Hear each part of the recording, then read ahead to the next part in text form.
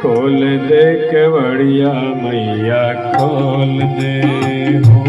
अब तो ले लो नाथ भैया, खोल दे केवड़िया मैया खोल दे। अब तो ले लो नाथ भरिया, खोल दे केवड़िया मैया खोल दे। अब तो ले लो नाथ भैया, खोल दे केवड़िया मैया खोल दे। तो ही ज्वाला तो ही वैष्णो तो ही माता काली। तो ही ज्वाला तो ही वैष्णव तो ही माता काली। तो ही ज्वाला तो ही वैष्णो तो ही माता काली। तो ही ज्वाला तो ही वैष्णव तो ही माता काली। तेरे भवन में चारों तरफ माँ, तेरे भवन में चारों तरफ माँ, तेरे भवन में चारों तरफ माँ सिंह करे रखवारी तेरी सत्य है नगरिया। खोल दे केवड़िया मैया खोल दे। तेरी सत्य है केवड़िया, खोल दे केवड़िया मैया खोल दे। अब तो ले लो ना खबरिया, खोल दे केवड़िया मैया खोल दे। अब तो ले दो ना खबरिया, खोल दे केवड़िया मैया। जय श्री राधे।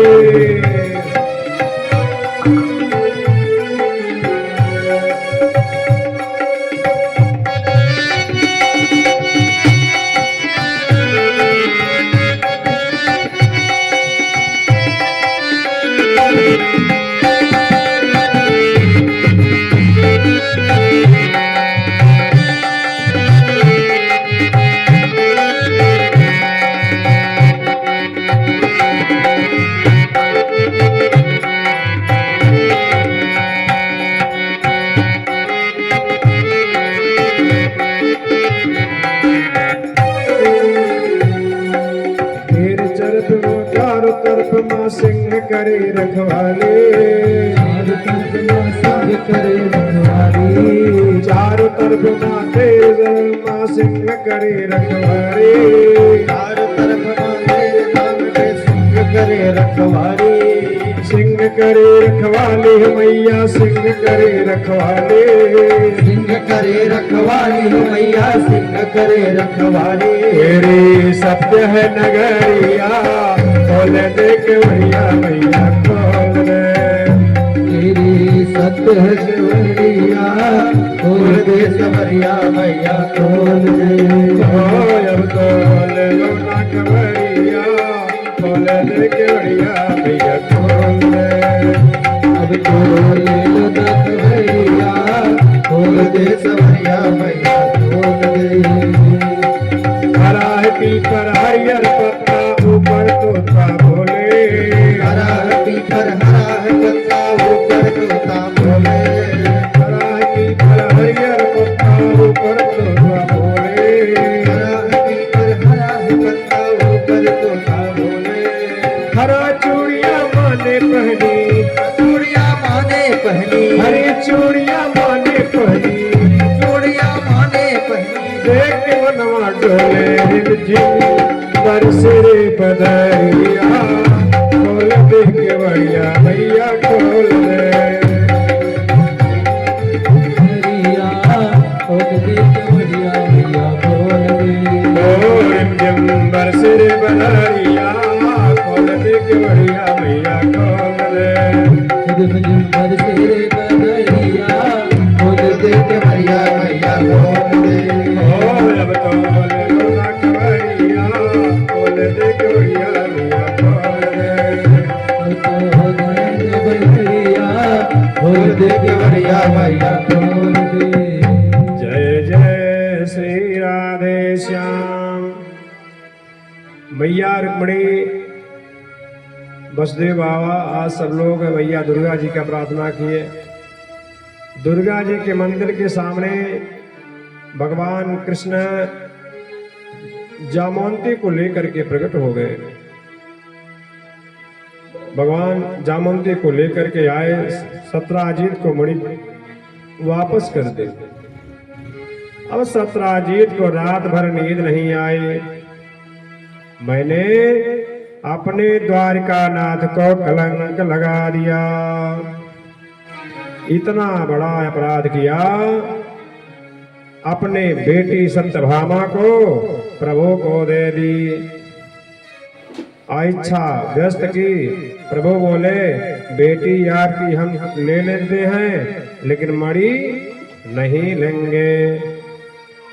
इस प्रकार भगवान को तीसरा विवाह संपन्न हुआ सत्यभामा जी से। भगवान गए पांडवों के यहाँ घूमने के लिए। पीछे से अक्रूर जी ने सुधन्या नाम के व्यक्ति को भड़का दिया। जानते हो, तुम्हारे साथ विवाह ठीक किए थे सत्राजीत, और अपने बेटी का विवाह कृष्ण के साथ कर दिया। अब तुम बहुत सुंदर मौका है। कृष्ण जो है गए हैं हस्तिनापुर अपने बुआ के यहाँ टहलने के लिए, और अच्छा मौका है, अपना हाथ साफ कर लो, यानी मणि को चोरी कर लो। अब सतधन्वा जो है पहुंच गया सत्राजीत के यहाँ। सत्राजीत को मार करके और मणि को लेकर के भाग गया। अब सत्यभामा को पता चला कि हमारे पिता को सुधन्या मार दिया है। वो सीधे पहुंच गए हस्तिनापुर, कहने लगे कि हमारे पिताजी को सतधन्या मार दिया है। आज भगवान कृष्ण सोचते हैं कि हमारे ससुर जी का मृत्यु हुआ है, अगर हम नहीं रोते हैं तो सत्यभामा बुरा मान जाएगी। और हम तो चाहे कोई जन्म ले या कोई मरे, हमसे कुछ मतलब नहीं है, हम तो खेल करते हैं। लेकिन यह पत्नी है ना, अगर इसके सामने हम कुछ रोएंगे नहीं तो इसको बुरा लगेगा, इसलिए भगवान रोने लगे। सत्यभामा ने कहा आप शांत हो जाइए और मणि का पता लगाइए। सतधन्वा जान गया कि कृष्ण जो है वहां से हस्तिनापुर से चल दिए हैं, हमें मार डालेंगे। तो उस मणि को अक्रूर को दे दिया और अपने को दूसरे ओर फरार हो गया। अब उस मणि को अक्रूर जो है लेकर के चल गए काशीपुरी में।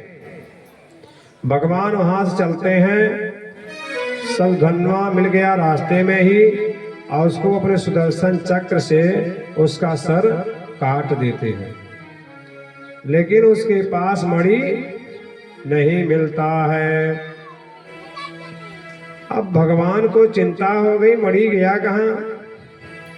सत्यभामा से कहते हैं देवी हमने तो सतधन्वा को मार दिया, लेकिन मणि नहीं मिला। सत्यभामा के मन में यह शंका हो गया कि मणि को अपने भाई को दे दिए हैं, हमसे झूठ बोल रहे हैं। सत्यभामा के मन में यह शंका हो गया। बलराम जी पूछते हैं क्या हुआ मणि का। बलराम जी से भी कहते हैं भैया हमने तो सतधन्वा को मार दिया, लेकिन मणि नहीं मिला। बलराम के मन में यह शंका हो गया कि अपने पत्नी को मणि दे दिया, हमसे झूठ बोल रहा है।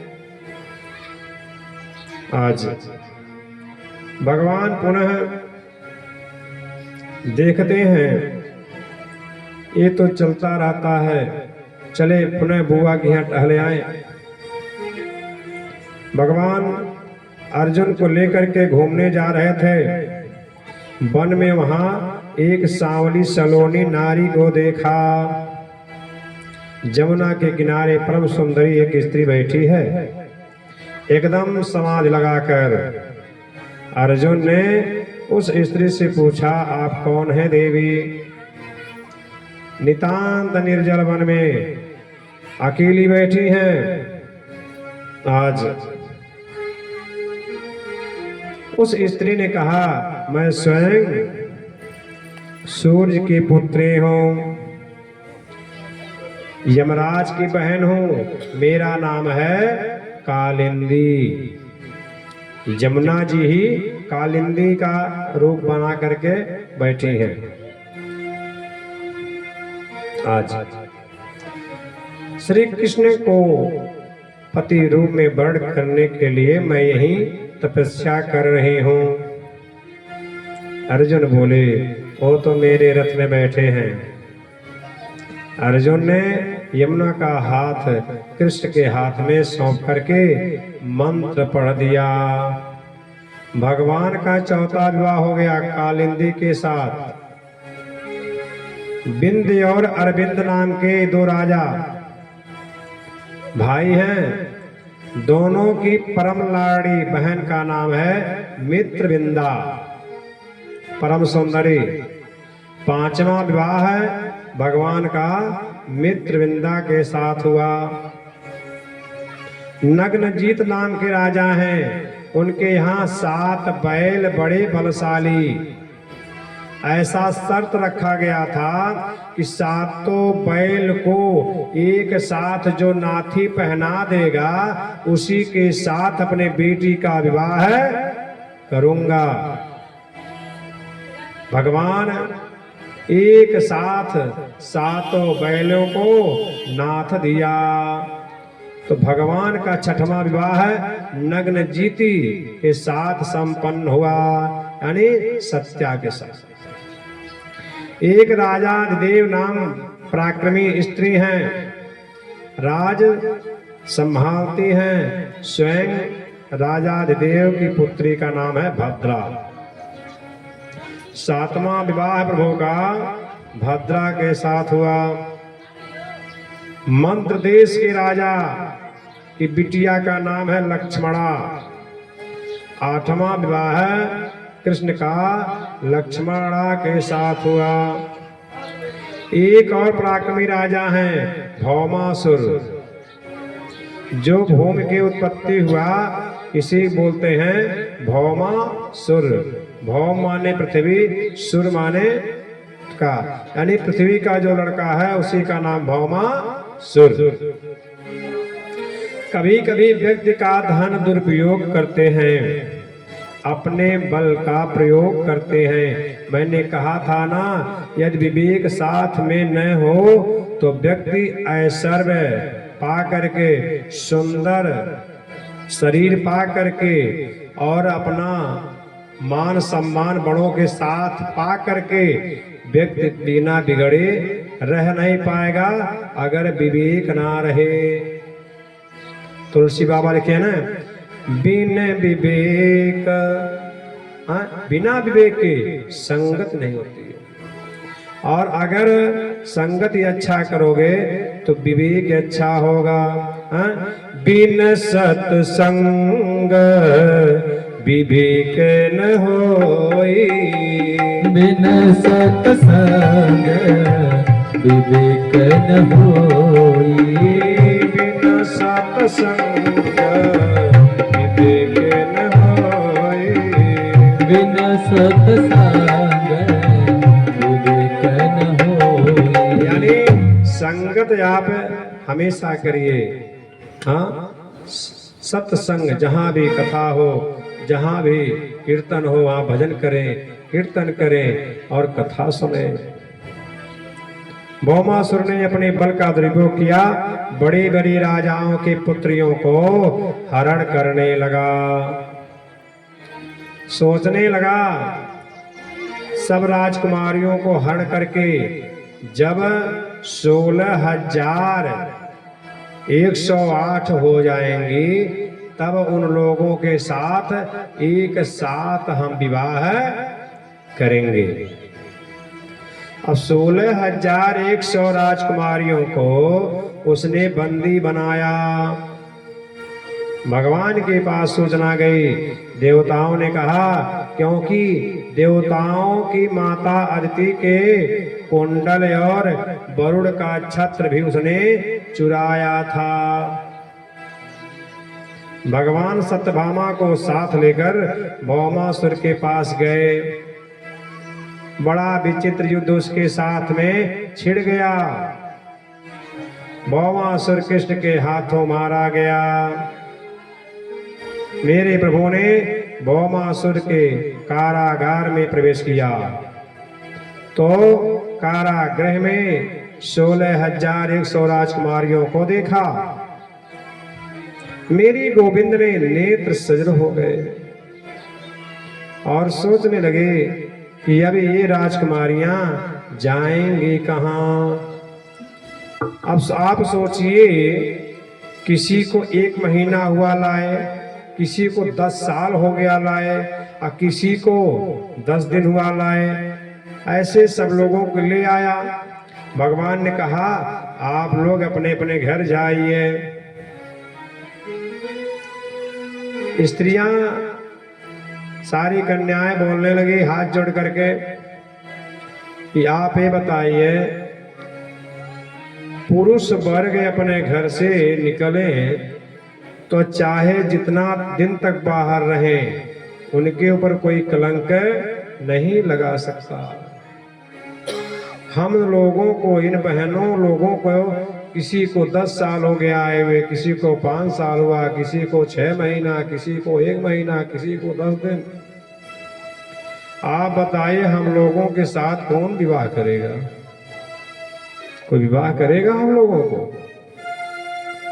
भगवान ने कहा, तब सारी कन्याएं एक मुख से कहती हैं, अगर आप मुझे स्वीकार करते हैं तो ठीक, और नहीं तो हम लोग इसी जमुना जी में कूद करके अपना अपना जान दे दोगे। भगवान ने कहा, हमारे सामने अगर तुम लोग जान दोगे तो अपराधी कौन होगा? मैं ही होऊंगा। इसलिए आप लोग जान ना दे, हमें आप लोगों को स्वीकार करता हूं पत्नी के रूप में। अब भगवान उन पत्नियों को लेकर के द्वारिकापुरी में आए। बड़ा सुंदर परिवार है, बड़ी शांति है। भगवान के इतने विवाह क्या, 16,108 का मतलब क्या है आप लोगों को स्पष्ट करके बता दूं। वेद में 3 कांड हैं, ज्ञान कांड, उपासना कांड और कर्म कांड। ज्ञान कांड में 4,000 मंत्र है और कर्म कांड में 80,000 मंत्र है। उपासना कांड में 16,000 मंत्र है। यानी भगवान के समीप चले जाना ही उपासना है। उपसमीपे असनम उपासनम, परमात्मा के समीप चले जाना ही उपासना है। 16,000 वेद के जो मंत्र उपासना कांड में मंत्र हैं, वही कृष्ण की 16,000 पत्नी हैं। 100 प्रकार के जो उपनिषद हैं, वेदांत, जिनमें कृष्ण भक्ति का प्रतिपादित किया जाता है, वे 100 प्रकार के उपनिषद श्री कृष्ण की 100 पत्नियां। गीता में एक श्लोक आता है, भूमिरापो नलो वायु खं मनुबुद्धिरेव च अहंकारं मिति मिथित्वा प्रकृष्टितः। कवि कहते हैं, यही बहे सत संग का दरिया, नहा लो जिसका जी चाहे। बहे सत्संग का दरिया, नहा लो जिसका जी चाहे। बहे बहे सत्संग का दरिया नहा लो जिसका जी चाहे। बहे सत्संग का दरिया नहा लो जिसका जी चाहे। नहा लो जिसका जी चाहे, नहा लो जिसका जी चाहे। नहा लो जिसका जी चाहे, नहा लो जिसका जी चाहे। बहे सत्संग का दरिया नहा लो जिसका जी चाहे। बहे सत्संग का दरिया नहा लो जिसका जी जय चाहे। श्री राधे।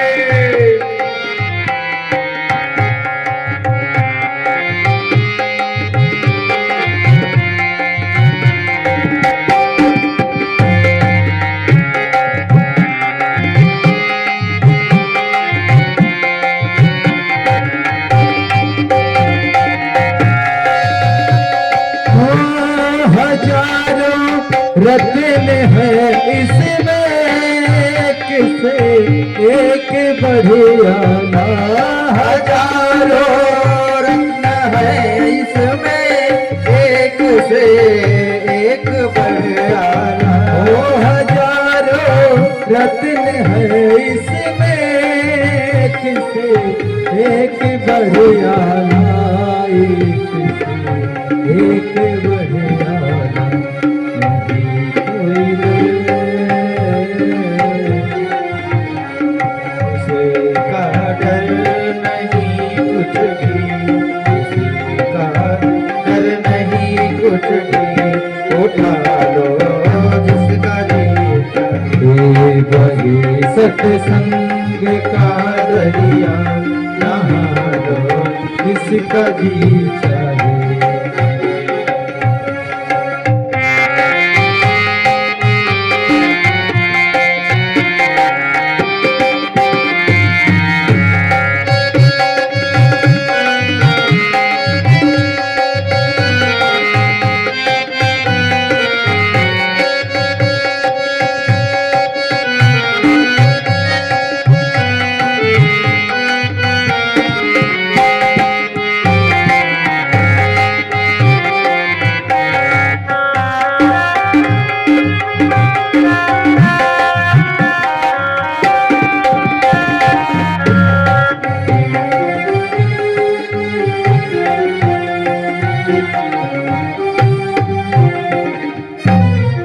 जय जय श्री राधे श्याम।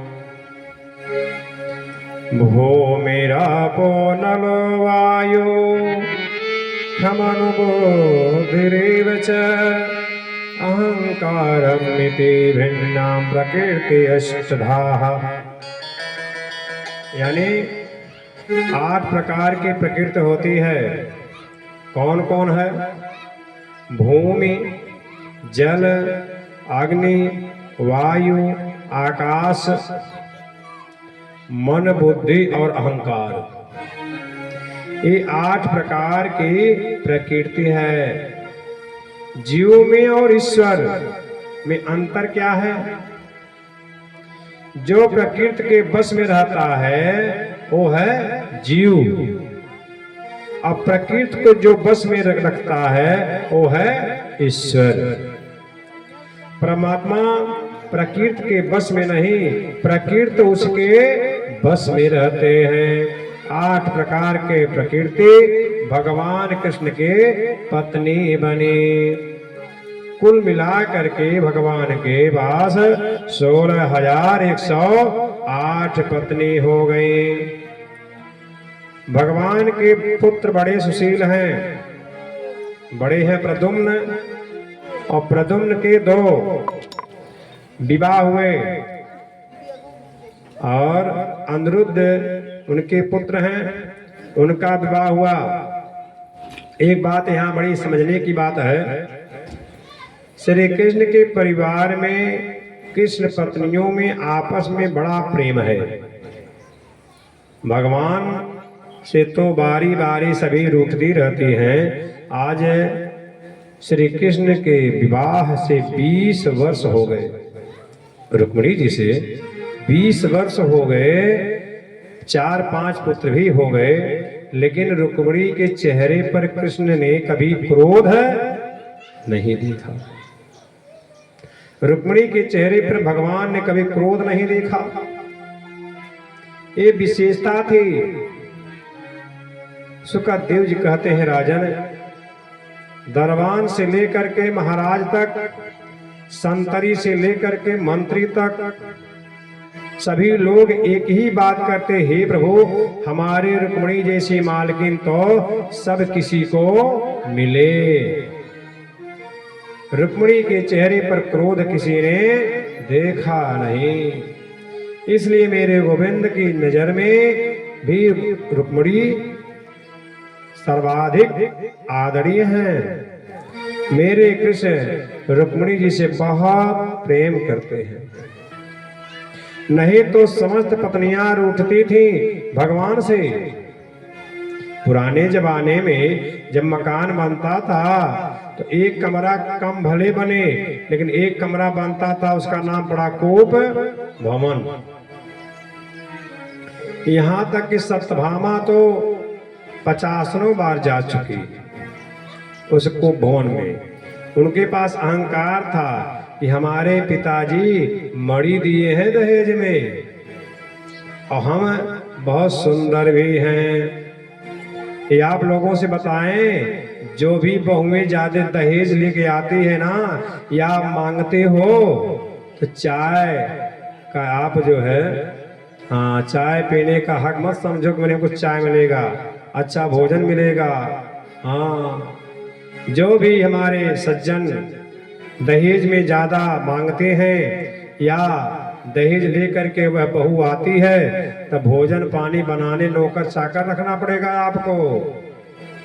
आपको सुबह चाय नहीं मिलेगा, आपको खुद चाय बनाकर देना पड़ेगा।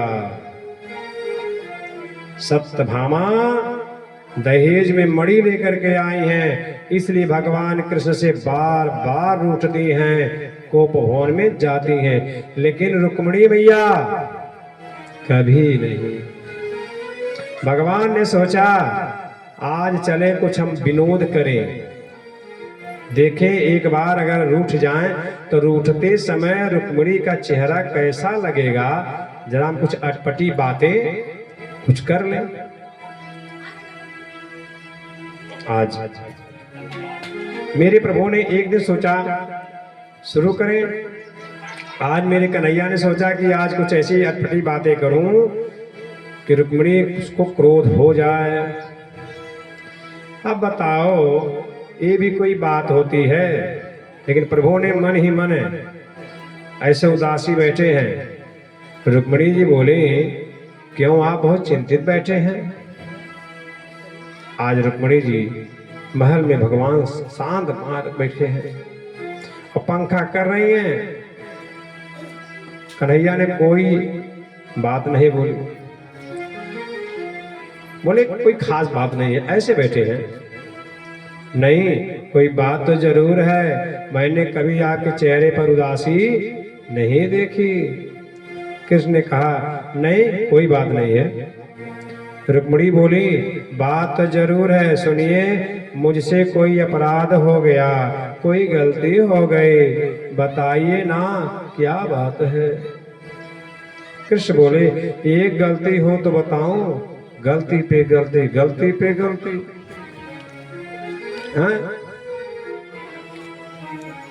रुक्मिणी बोली, क्या गलती हुई बताओ ना। मेरे प्रभु ने रुक्मिणी जी से कहते हैं, राजपुत्री सीता भूपई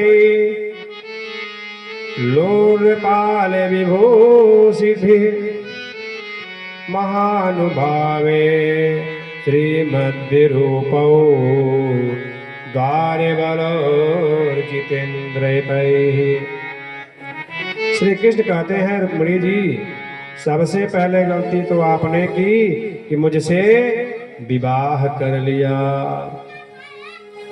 इतने बड़े बड़े सुंदर राजाओं आए थे, लेकिन वरमाला मुझे ही पहनाया। सबसे पहले गलती हो गई। तुमने उन राजकुमारों को छोड़कर इस ग्वालियों के साथ विवाह कर लिया, क्या मिला बोलो?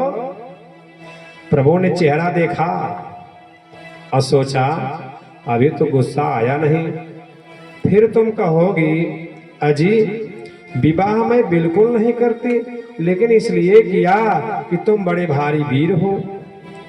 यहाँ भी गड़बड़ी है, क्योंकि राज भयो विभक्त शुभ्रो समुद्र शरणं गतान बल बुद्धि कृतिर्द्वेषान् प्रासन्निपासनातः।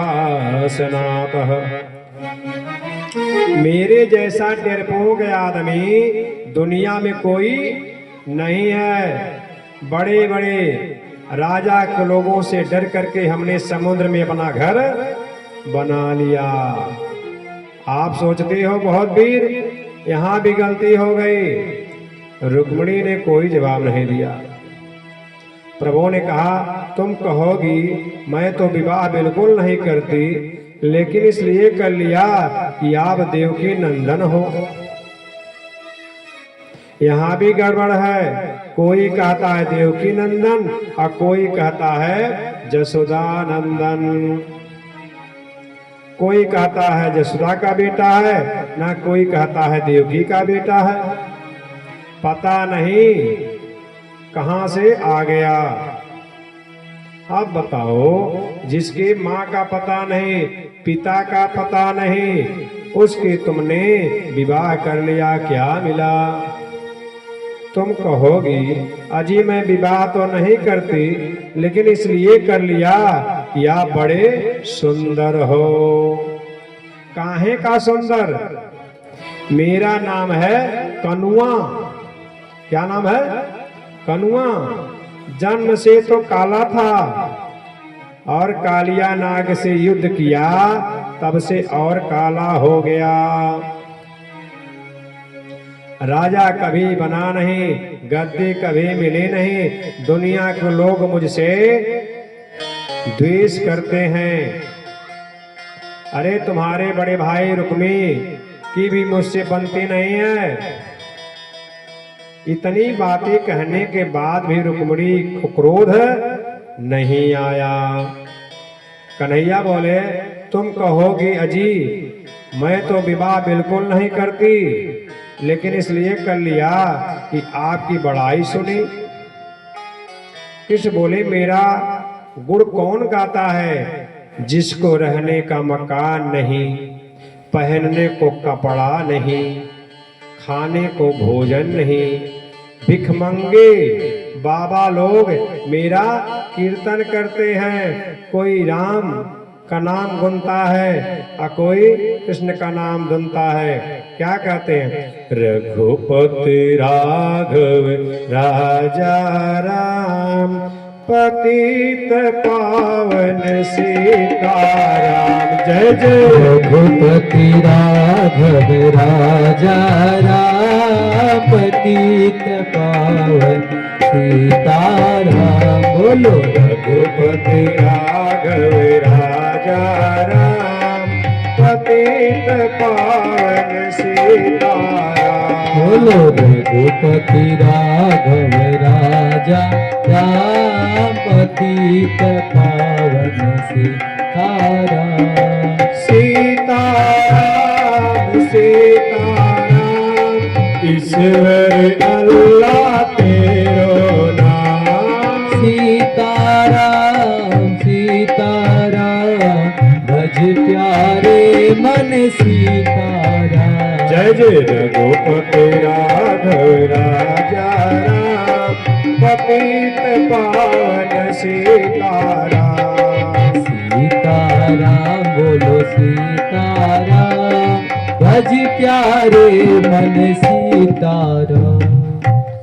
झांकी गाते हैं, झांझ बजाते हैं, आर्गन बजाते हैं, चिमटा बजाते हैं, कीर्तन करते रहते हैं। अभी कुछ भी नहीं बिगड़ा है। तुम चाहो तो अब शिशुपाल से बात हम कर लेंगे और कल तुम्हारा विवाह है शिशुपाल से करा देंगे। ये बात जब कही, जब रुक्मिणी जी के 5 पुत्र हो चुके थे। आजकल की धर्मपत्नी होती तो पति को अक्ल जो है ठिकाने लगा देती कि 5 बच्चे होने के बाद हमारा विवाह करवा रहे हैं। शर्म नहीं लगती ऐसे मजाक करते हुए? बुढ़ापा आ गई है, कम से कम 2 समय तो सोच समझ करके बात करना चाहिए। सब ठीक ठाक तो हो जाए पतिदेव, लेकिन इतनी बात सुन करके भी रुक्मिणी जी को क्रोध नहीं आया और मूर्छित होकर के गिर पड़ी। भगवान तुरंत 4 भुजा बना लिए, 2 था 2 और बना लिए, 2 हाथ से उठा लिए उनको अपने गोदी में और 1 हाथ से पंखा कर रहे हैं और 1 हाथ से उनका बाल सहला रहे हैं। भयभीत होकर के मूर्छित हो गई। 1 घंटे बाद जब रुक्मिणी जी को होश आया तो मेरे गोपाल बोले, माम माम भयत सूय था जाने तम मत परायणाम त्वयित श्रोत कामेना छैल्या चरित मंगले।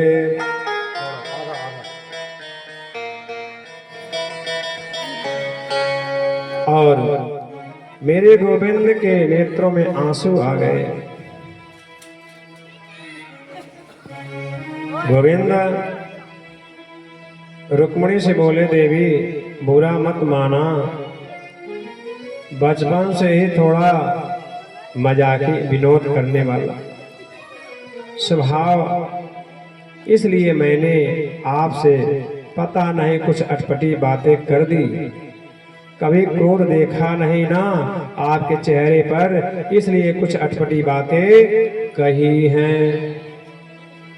इतनी बात सुन करके भी तुम्हें बुरा नहीं लगा?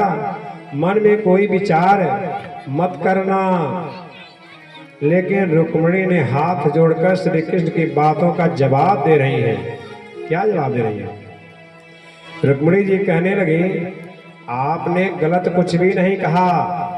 आपने तो ये कहा कि मेरा और तुम्हारा मेल नहीं, तुमने विवाह क्यों किया?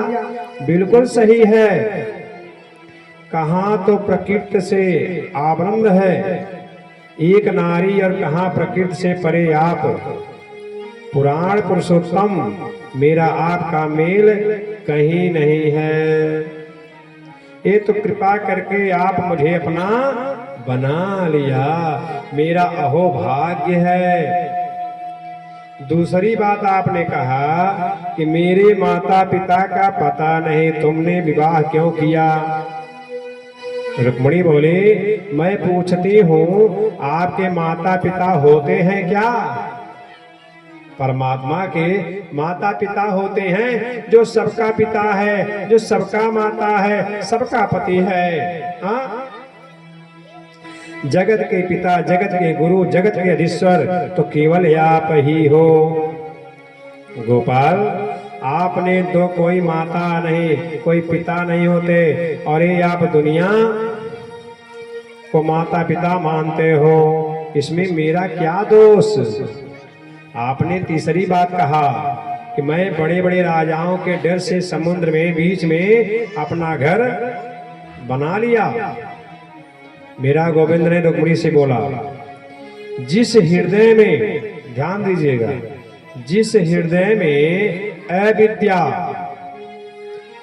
आस्मिका, राग, द्वेष, अभिमान, ये शत्रु बैठे रहते हैं, उस हृदय में परमात्मा नहीं बैठता है।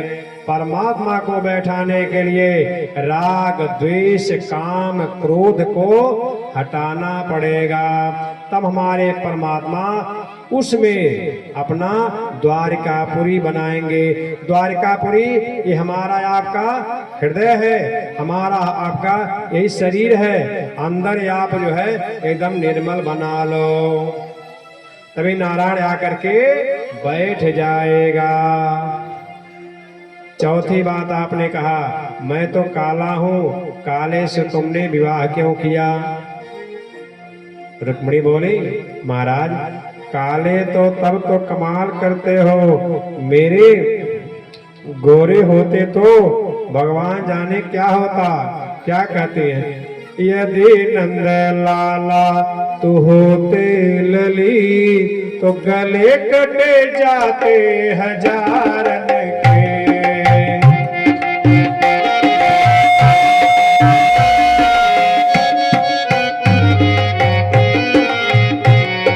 यदि नंद लाला तो होते लली गले कटे जाते हजारन के। यदि नंद लाला होते अली गले कट जाता हजारों के। कहते हमारे ब्रज में कि संत ने गाया, अरे नंद लाला ये तो खैर मनाओ कि तुम लाला हो करके आए, कहीं लाली हो गए होते तो कितने का गला कट जाता। आपने ये भी कहा भिखमंगे महात्मा मेरा कीर्तन करते हैं। रुक्मिणी बोली मेरे से यदि पूछो तो दुनिया में सबसे बड़ा कोई धनी है तो केवल ये संत लोग धनी हैं। कबीरा सब जग निर्धना, धनवंता नहीं को, धनवंता सोई जानिए जाके राम नाम धन हो। संसार में सबसे बड़ा धनी तो संत है,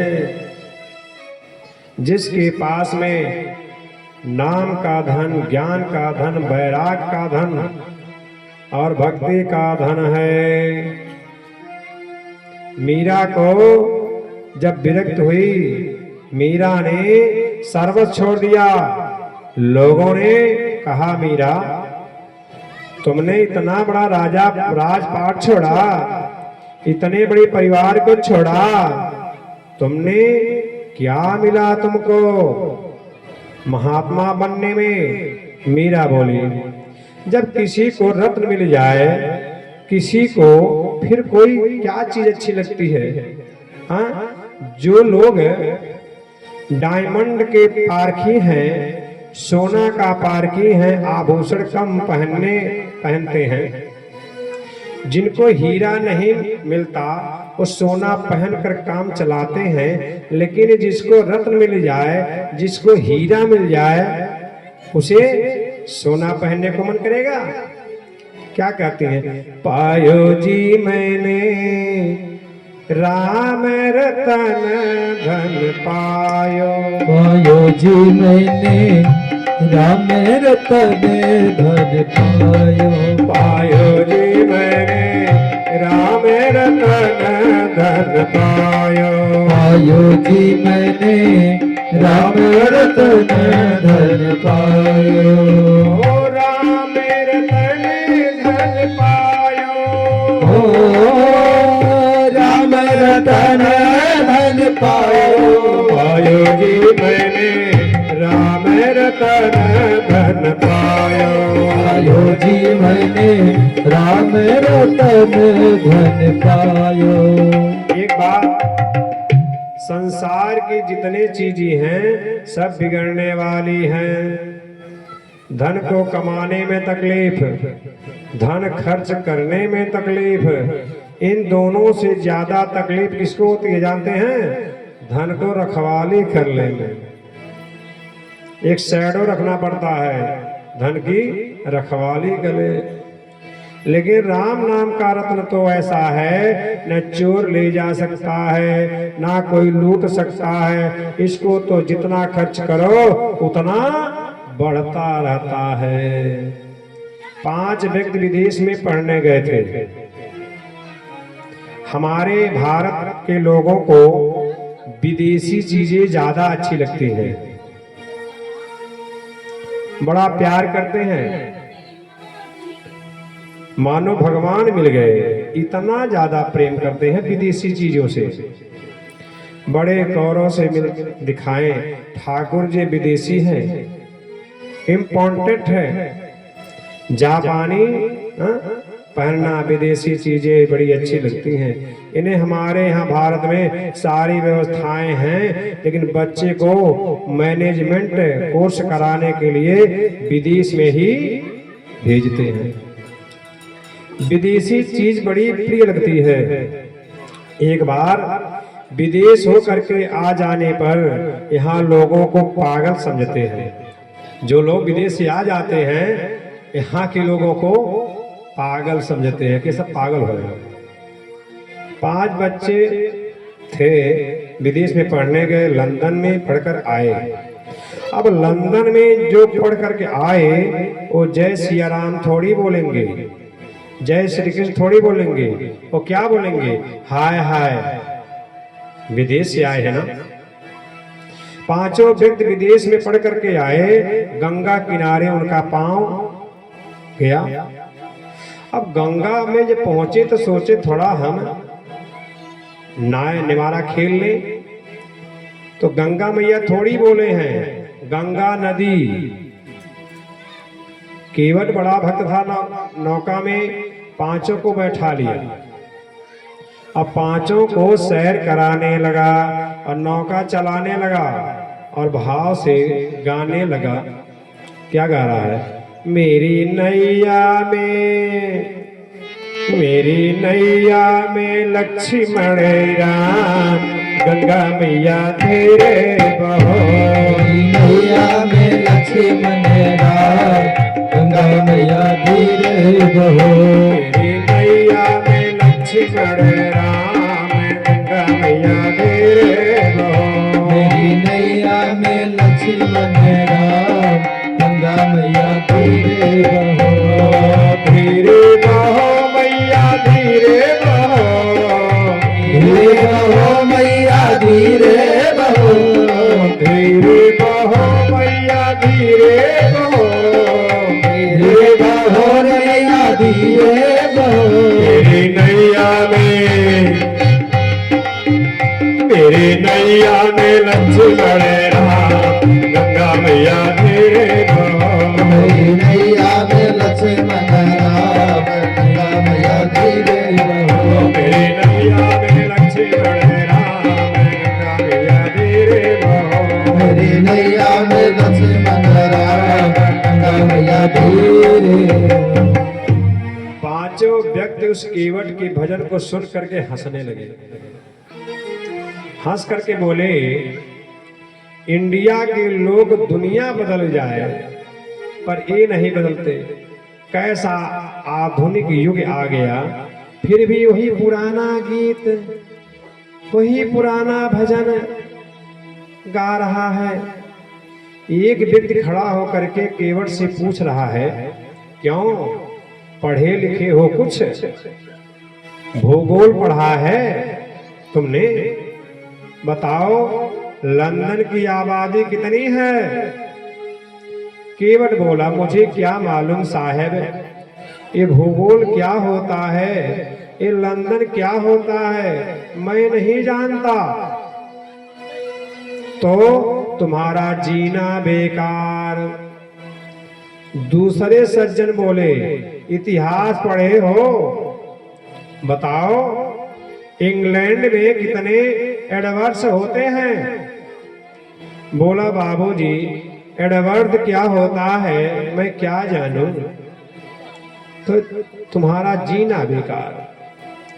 तीसरा व्यक्ति खड़ा होकर बोला, क्यों साहित्य पढ़ा है, बताओ शेक्सपियर ने कितने नाटक लिखे। बोला, एक शेक्सपियर क्या होता है मैं क्या जानूं, तो जीना बेकार, एकदम बेकार। केवट ने सोचा, नौका जरा बीच में पहुंचा दूं,